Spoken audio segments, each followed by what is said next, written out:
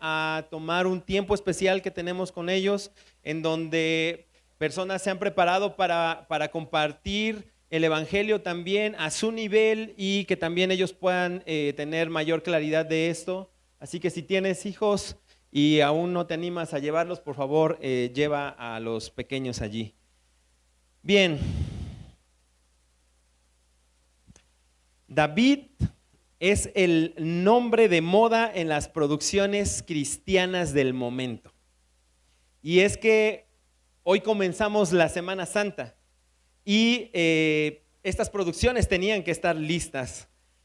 Hace unas semanas se estrenó en el cine David, que es de los creadores de The Chosen, y la producción ejecutiva de Tim Keller, con una fotografía impresionante, una musicalización impresionante. Por favor, no dejen de llevar a sus niños, y si tú eres un niño grandote así como yo, que disfrutamos también de esas películas, vela a ver, no te vas a arrepentir. Y también hace unos días arrancó la segunda temporada de La Casa de David, y en ambas producciones, que están muy tomadas de la mano de los libros de Samuel, podemos apreciar no solo la historia de este niño pastor que tenía un corazón para Dios y que fue elegido para ser rey por la voluntad de Dios para cumplir sus propósitos. En ambas producciones se presenta un punto de inflexión dramática cuando David, armado por el valor, resultado de una comunión estrecha con Dios y de su celo por su Dios y por su Señor, decide enfrentar a Goliat. Un Goliat que hostigaba y se burlaba del Dios de Israel. Ese era el punto de no retorno para David. Y aunque creo que David no sabía del todo los acontecimientos que esta decisión traería a su vida como consecuencia, la verdad es que él estuvo dispuesto a afrontarlas, arriesgando en todo momento su propia vida para cumplir la misión que Dios le había dado. Así que esta misión era que él iba a ser un rey, pero un rey que iba a sufrir aflicción hasta su coronación. Fue David, el rey ungido, que fue expulsado y asediado y perseguido por Saúl hasta el día en que él iba a ser proclamado como rey oficialmente. Aquel que iba a ser aclamado por las multitudes por sus hechos y ser recibido como un rey aún cuando no estaba coronado. Iba a ser lleno de aclamaciones por triunfos y vítores con sus logros militares de conquista. Este era el rey de los cuales los profetas anunciaron un reino que no se apartaría de su casa y que el trono de uno de sus descendientes duraría para siempre. Así que el día de hoy intentaremos dar un vistazo al día en que Jesús cruzaría también su punto de no retorno, su punto de inflexión dramática, en donde todos los acontecimientos a partir de ese momento estarían apuntando a cumplir el propósito por el cual había venido. El día en que las profecías se iban a cumplir una por una para el establecimiento de su reino. El momento en el que el rey iba a ser vitoreado por sus hechos, por sus milagros y coronado anticipadamente por las multitudes. El día que iniciaría la semana más importante para la humanidad. El día en que Jesús decidió entregar su propia vida para salvarnos. Así que hoy vamos a considerar las implicaciones que tuvo la denominada entrada triunfal de Jesús en Jerusalén. ¿Me acompañas a orar? Señor, por favor, háblanos y permite que tu palabra pueda ser relevante para nuestra vida. Gracias porque estás hablando a mi vida, porque has hablado a mi vida, porque estoy seguro que lo seguirás haciendo, y de la misma manera te rogamos como iglesia que nos hables y que seas relevante el día de hoy. En el nombre de Jesús, amén. Muy bien. Acompáñenme por favor todos a Marcos capítulo 11 y vamos a estar meditando en los versículos del 1 al 11.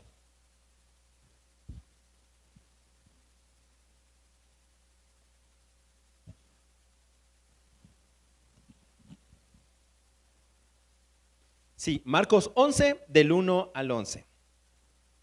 Y vamos a leerlo. Dice así, cuando se acercaban a Jerusalén por Betfagé y Betania, cerca del monte de los olivos, Jesús envió a 2 de sus discípulos y les dijo, vayan a la aldea enfrente de ustedes y tan pronto como entren en ella encontrarán un pollino atado en el cual nadie se ha montado todavía. Desátenlo y tráiganlo. Si alguien les dice, ¿por qué hacen eso?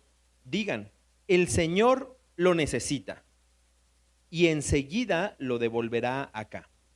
Ellos fueron y encontraron un pollino atado junto a la puerta, afuera, en la calle, y lo desataron. Y algunos de los que estaban allí le dijeron, ¿qué hacen desatando el pollino? Ellos le respondieron tal como Jesús les había dicho, y les dieron permiso. Entonces trajeron el pollino a Jesús y echaron encima sus mantos, y él se sentó sobre él. El argumento que queremos poner a consideración, que tú te lleves una idea central, una idea clave, una idea clara en esta mañana, bueno, en este mediodía, es el siguiente. Jesucristo es Rey Salvador. Sometámonos a Él como Señor, pues rechazarlo puede ser fatal.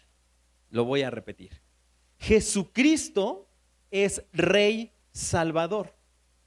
Sometámonos a Él, pues rechazarlo puede ser fatal. Y el primer punto que me gustaría que pudiéramos considerar está en estos versículos que acabamos de leer, del versículo 1 al versículo 7. Y es que el Rey soberano reclama lo que es suyo. La autoridad de Jesús está sobre todas las cosas. La autoridad de Jesús está sobre todo lo creado. Dice Colosenses, el apóstol Pablo dice que todo fue creado por Él y para Él. Así que a Él le pertenecen todas las cosas.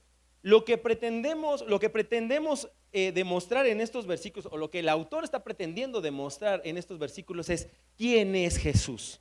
Así que dice que Él estaba acercándose a la aldea porque Él había tenido que dejar Jerusalén, toda la zona de Jerusalén, porque meses antes los líderes religiosos prácticamente le habían mandado un mensajito de esos que de repente nuestras autoridades mandan también, y que dicen, sería mejor que te fueras porque no sea que te vaya a suceder un accidente, ¿no? La verdad es que confrontaron a Jesús y le dijeron, vete de aquí o te vamos a matar.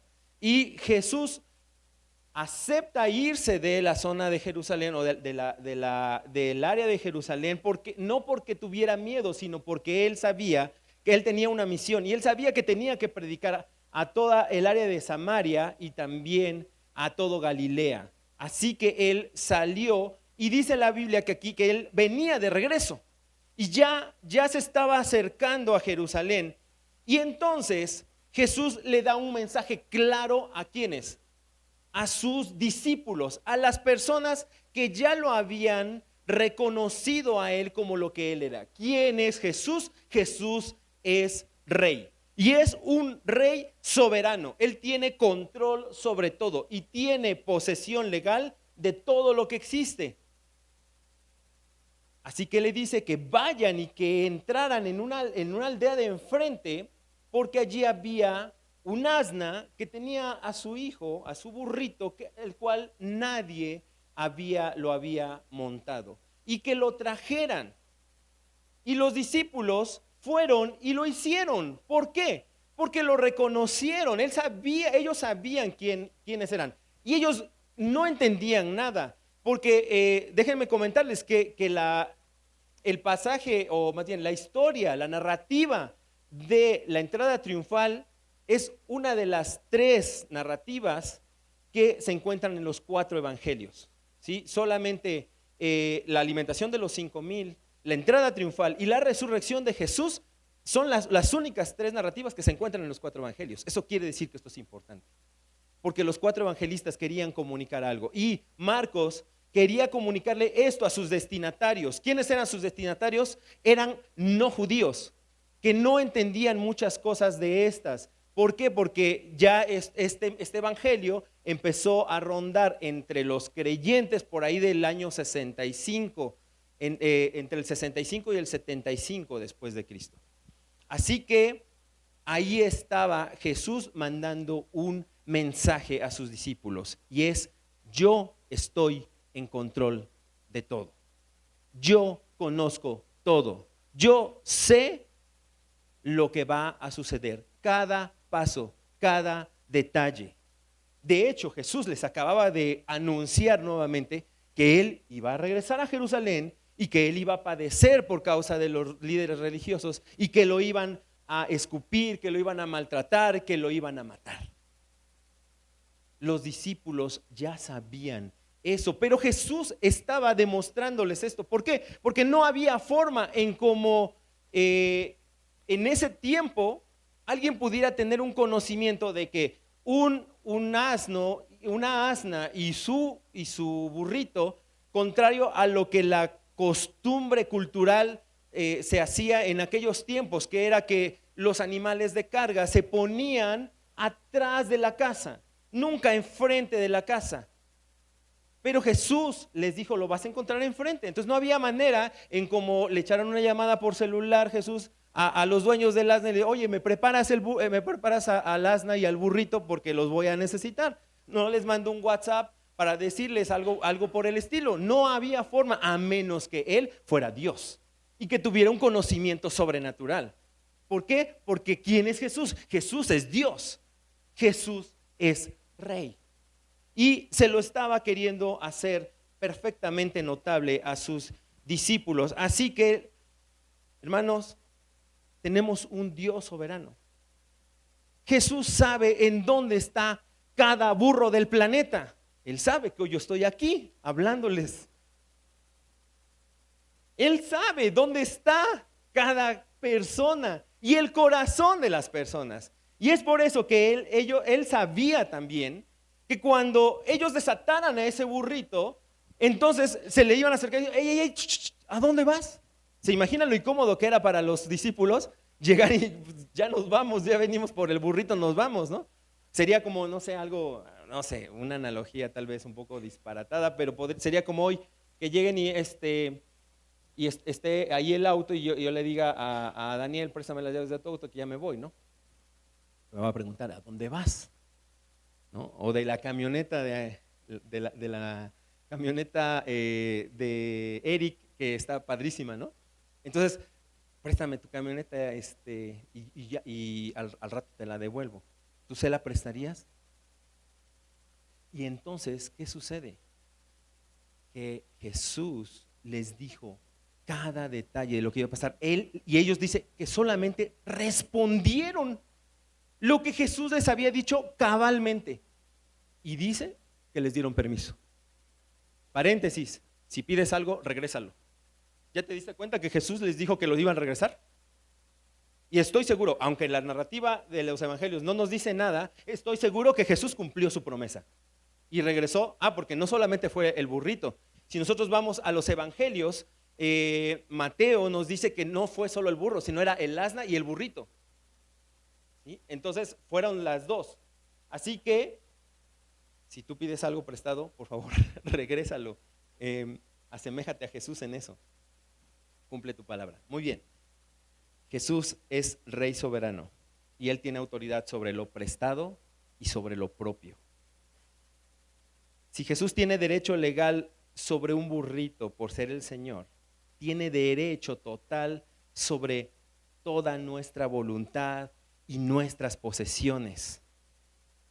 Así Él establece su deidad y su control sobre la humanidad. La pregunta es, ¿cómo estás considerando tú a Jesús? ¿Quién es Jesús para ti en tu vida? ¿Él es rey? ¿Él es tu rey? ¿Él es tu Señor y obedeces como lo hicieron los discípulos? Que sin cuestionar nada, porque Lucas capítulo 19 dice también que los discípulos no entendieron absolutamente nada de esto que pasó en la entrada triunfal hasta que Jesús resucitó y les apareció. Hasta entonces dice que les cayó el 20. Pues por eso nos mandó. Pues por eso entró. Pues por eso les cayó el 20 hasta entonces. En alguna ocasión tú te has encontrado en la encrucijada de que Dios te dice algo, te manda algo y como que no tiene sentido? Te dice, espera, no te pongas de novio con este chico o con esta chica. Te dice, espera, no busques el divorcio porque te fueron infiel. Te dice, cuidado, no te metas en estas situaciones, en estos negocios. Y Dios te dice cosas que tú no entiendes. Pero la pregunta es, ¿las obedeces sin cuestionar? Como lo hicieron los discípulos.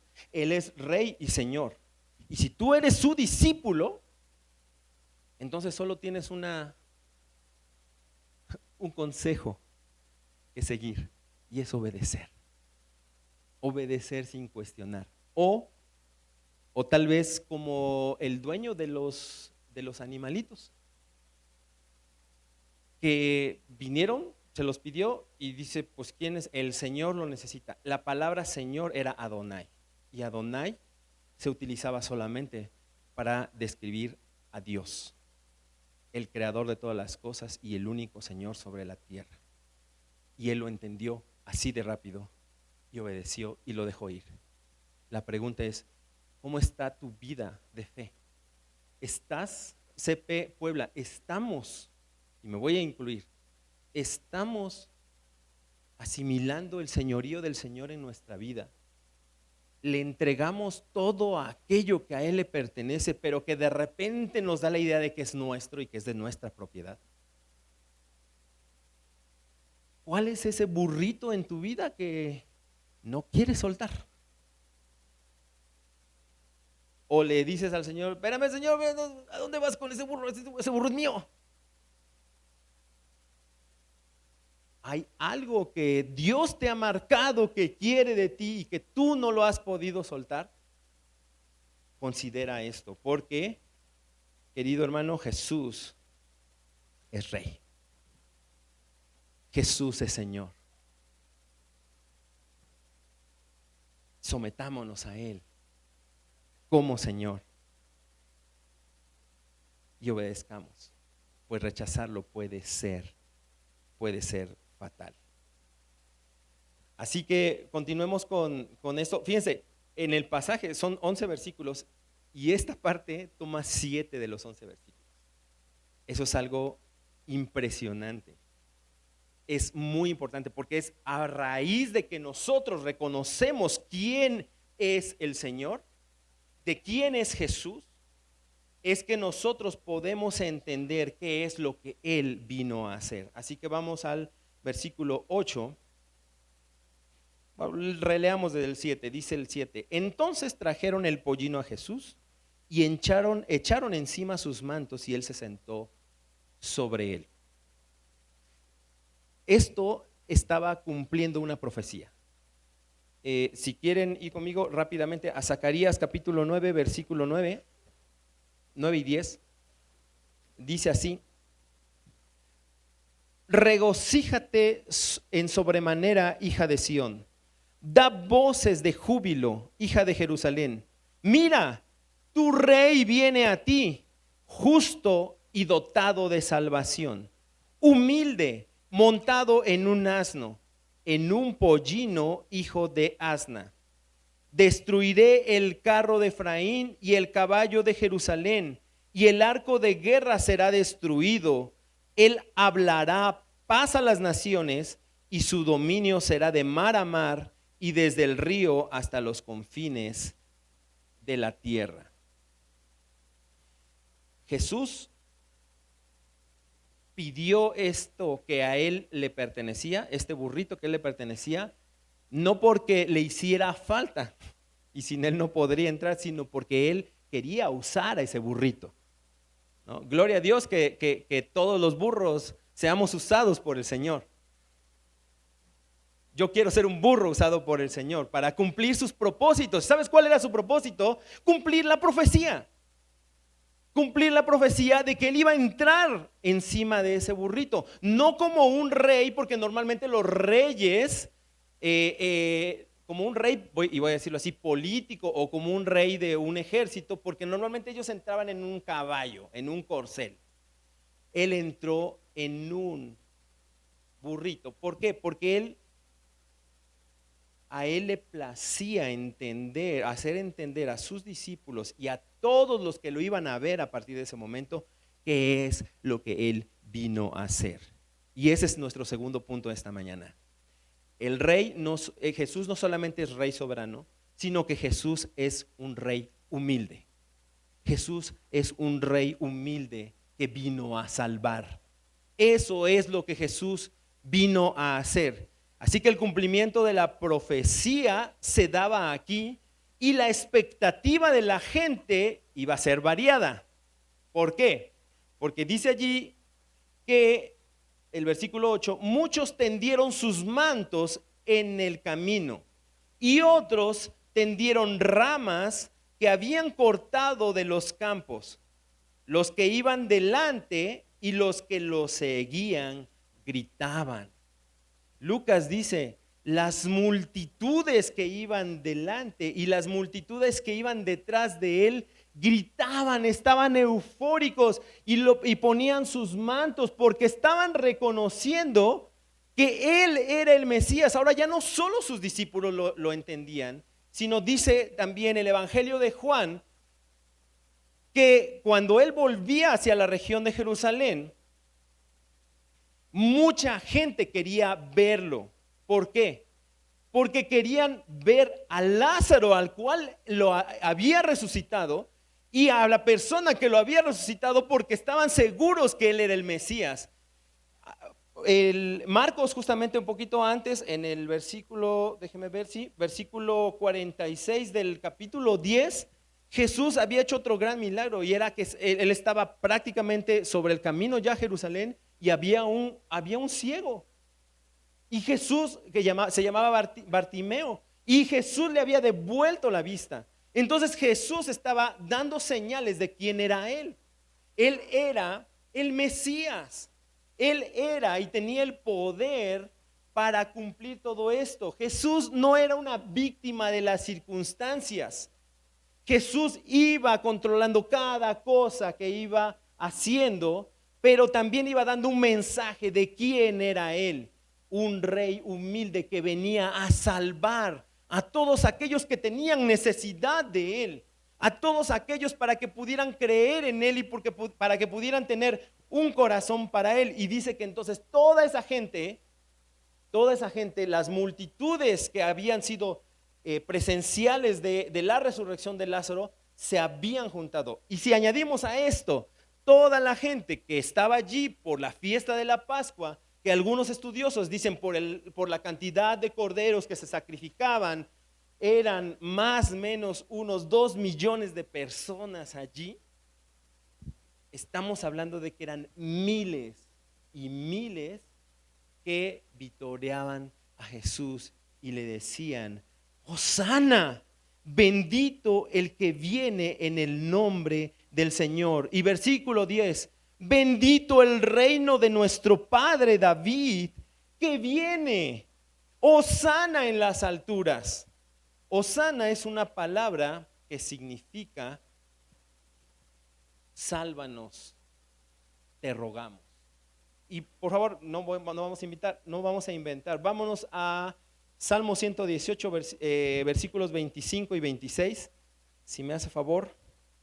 Este era un canto que valga la redundancia, que se entonaba que se cantaba durante la fiesta de la Pascua.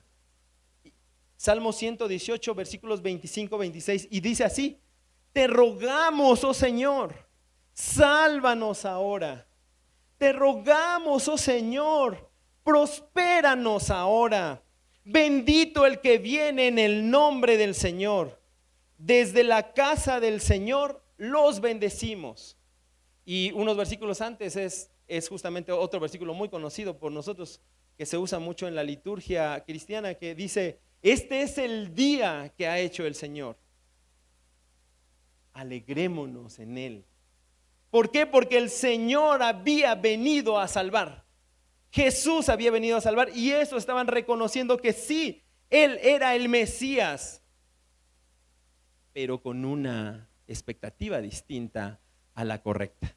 No todos allí lo habían reconocido como Rey, Señor, como aquel Dios que se acercaba a nosotros para alumbrar nuestras tinieblas. En todo Marcos, desde el capítulo 9, 10 y después durante el 11 y el 12, si ustedes ven las historias que están ahí narradas, podemos ver justamente el mensaje de Jesús para la humanidad, y era: ten fe, pero una fe genuina.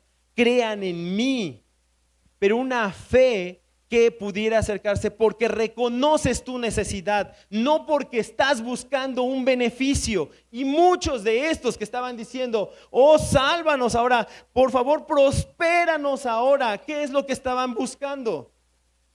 Estaban buscando la salvación del Imperio Romano. Estaban buscando y vitoreándolo porque dicen: sí, por fin, ya vino el que nos va a libertar. Y entonces se brincaban Zacarías 9 y 10 y se iban hasta el versículo 18 en esa misma profecía, donde dice que, no, perdón, es el 11, luego el 11 y el 12, si no me equivoco, donde dice que el Señor iba a conquistar y que su flecha iba a acabar con todos sus enemigos. Iba a ser como un rayo, dice: tu flecha será como un rayo y acabarás y derrotarás a todos mis enemigos. Ellos estaban esperando eso, pero no veían que Zacarías dice que iba a destruir los arcos, las armas, y que iba a hablar paz. ¿Paz a dónde? Paz al corazón. Es por eso que en Marcos,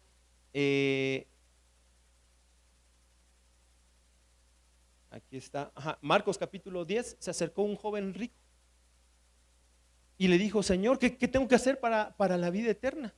Para tener la vida eterna. Y entonces Jesús le dijo: cumple los mandamientos. Y el joven rico le dijo: es que yo ya he hecho todo eso. Pretencioso. Él lo único que quería hacer quería ser parte de eso que estaba sucediendo, que era tan extraordinario, que era seguir a Jesús, el profeta de moda. Él solo quería ser parte de eso. Su corazón estaba muy lejos de tener la motivación correcta. Y entonces Jesús le dijo: bueno, entonces vende todo lo que tienes y regálaselo a los pobres. Y dice que el joven rico se tuvo que alejar de Jesús triste. ¿Por qué? Porque no quería hacerlo. No podía hacerlo, porque su motivación era incorrecta. Y de la misma manera estas multitudes, muchos de ellos estaban ahí cantando y adorando al Rey, al verdadero Rey, pero dándole una falsa coronación, porque lo único que querían era que Él les ayudara a resolver todos sus problemas, todos los problemas que tenían con el imperio. Así que, querida familia Church Project Puebla, ¿quién es Jesús? ¿Qué vino a hacer? Él vino a salvar con humildad. Él vino no a derrotar a un imperio. Él vino a derrotar al pecado, dándose en sacrificio para que tú y yo podamos tener justificación de pecados y perdón de ellos. Muchos de nosotros nos hacemos a un Jesús de nuestra propia imaginación. Muchos Aplaudieron a Jesús ese día porque pensaron que mataría a sus enemigos, pero lo crucificaron y cuando vieron que él venía a morir por sus pecados, entonces se decepcionaron. Porque muchos de esos que estaban allí, 6 días después estaban gritando: crucifícalo, crucifícalo porque Jesús es un fraude, crucifícalo porque él dijo que era el Mesías y no es verdad, no vino a resolver mis problemas, crucifícalo. Y lo rechazaron y lo vieron morir, pero realmente nunca lo aceptaron. Él es el Dios que no vino a montarse en un caballo, Él vino a montarse en una cruz para que pudiéramos tener perdón de pecados y allí exhibir su victoria y derrotar a todos sus enemigos, los de Él y también los de todos sus hijos, todos nuestros enemigos, y con su resurrección mostrar que Él tenía poder para dar su vida y para volverla a tomar, porque Él no fue víctima de las circunstancias, Él quiso hacerlo por amor a ti.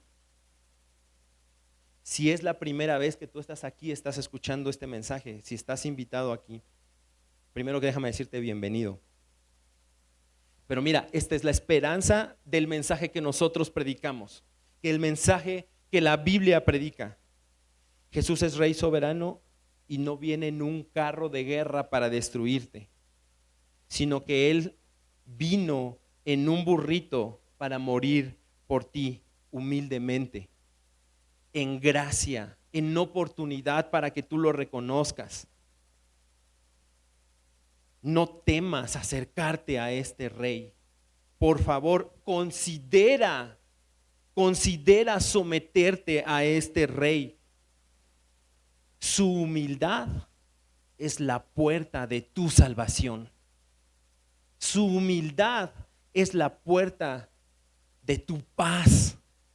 Su humildad es la puerta de una nueva relación que Dios quiere tener contigo.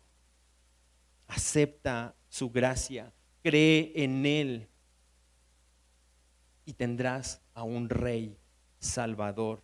Sométete a su autoridad, porque si no lo haces puede ser fatal. Vamos al último versículo de nuestro pasaje y es el versículo 11 que dice así: Jesús entró en Jerusalén, fue al templo y después de mirar todo alrededor, salió para Betania con los 12 discípulos, saliendo ya avanzada la hora. Jesús entró en una dinámica, en una dinámica de entrar y salir, pero saben, me llama mucho la atención y creo que aquí está el clímax del pasaje. Muchos predican que el clímax del pasaje es que todos vitoreaban a Jesús como rey. No, el clímax del pasaje está en que Jesús es un rey soberano que tiene control de todo. Es un rey humilde que vino a salvar, pero también es un rey que viene a ver y juzgar los corazones. Jesús es juez justo. Jesús viene a ver el corazón de las personas. A Jesús no lo engañaron. A Jesús no, ahora sí que no le dieron la oreja. Él vino a ver a cómo estaba la gente. Y es por eso que el pasaje que inmediatamente va después, él entra al templo y observa cómo los líderes religiosos estaban llenando las bolsas de dinero por rentar todo eso para usureros que vendían animales para el sacrificio a todos aquellos que se querían acercar a Dios y cumplir el rito y la ley de Moisés, y entonces estar haciendo cualquier cosa que tiene que ver con sus intereses, con sus riquezas, con sus placeres, menos las de reconocer al Señor de la vida, al Salvador, humilde al juez justo.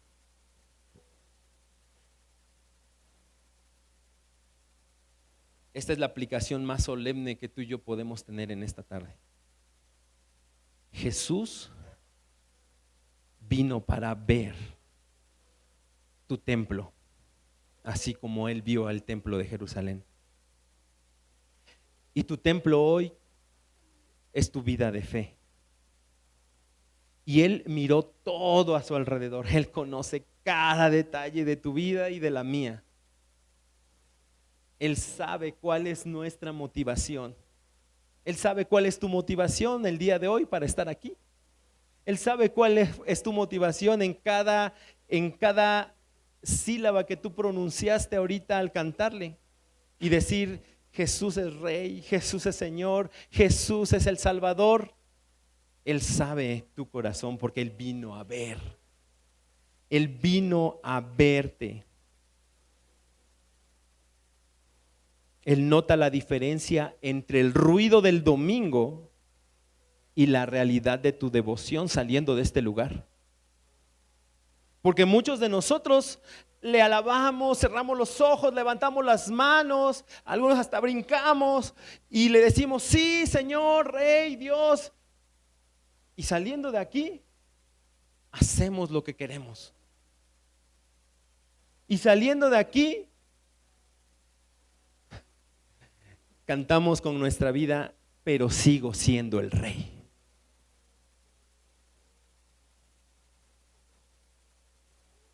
Considera, Jesús es el Rey.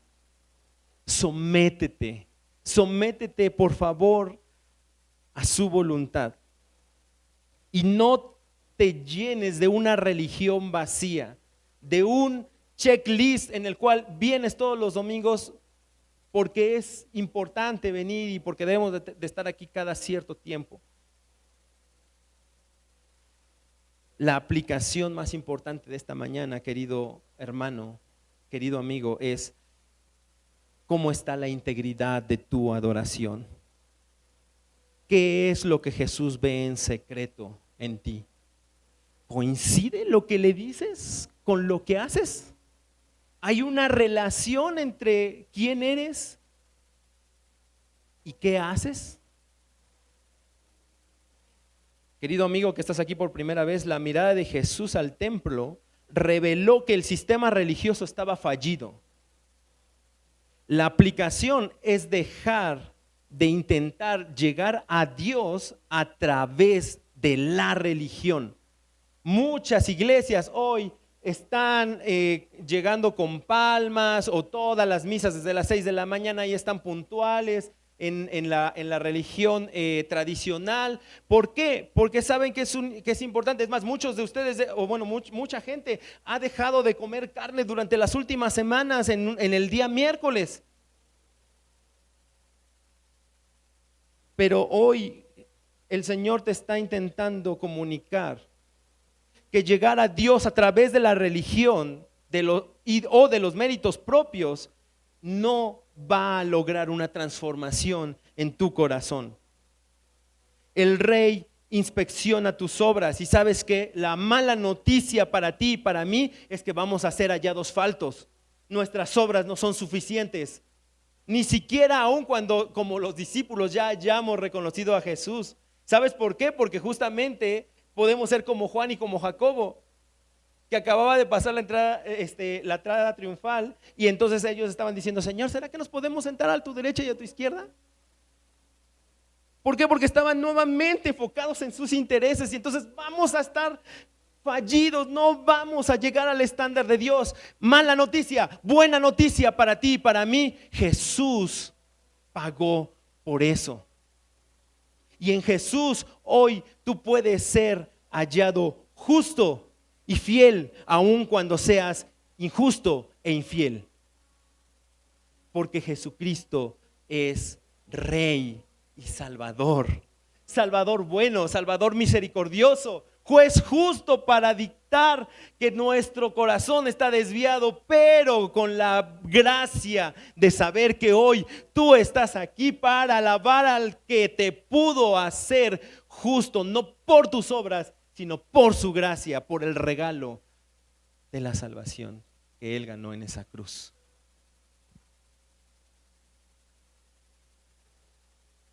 Así que este último punto que vimos hoy es cómo está la mirada del Rey justo delante de ti.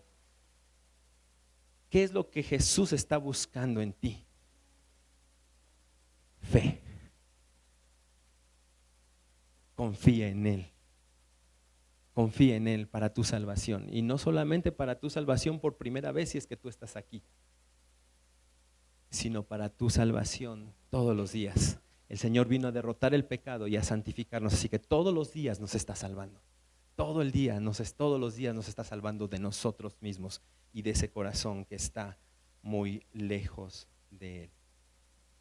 La mirada de Jesús al templo reveló que el sistema religioso estaba fallido, pero que su gracia pudo componer todo aquello que tú y yo no podemos lograr por nuestras obras.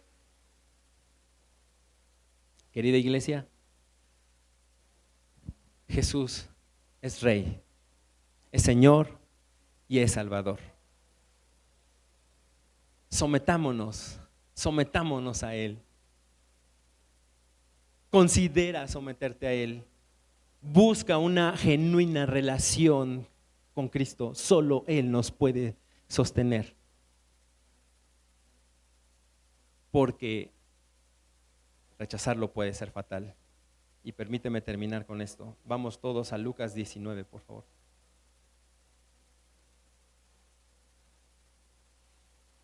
En esta mirada, en esta inspección del juez justo, Marcos no nos da detalles, pero Lucas 19 sí nos lo dice.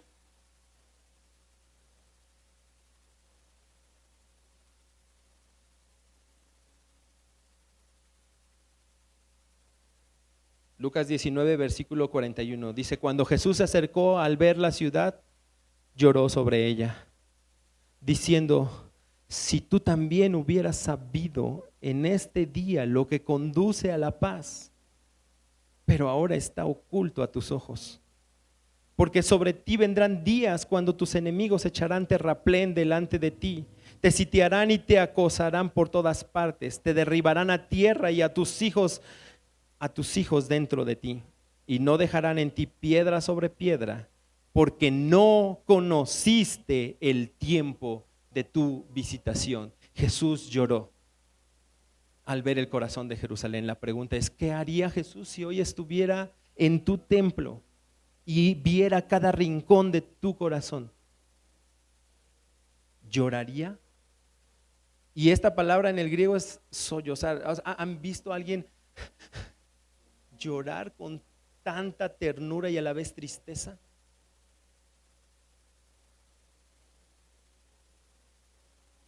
¿Qué es lo que encontraría ahí? Considéralo y celebra que Jesús te ha dado la oportunidad de arrepentirte de tus pecados y de confiar en Él para tu salvación eterna. Vamos a orar. Señor, gracias porque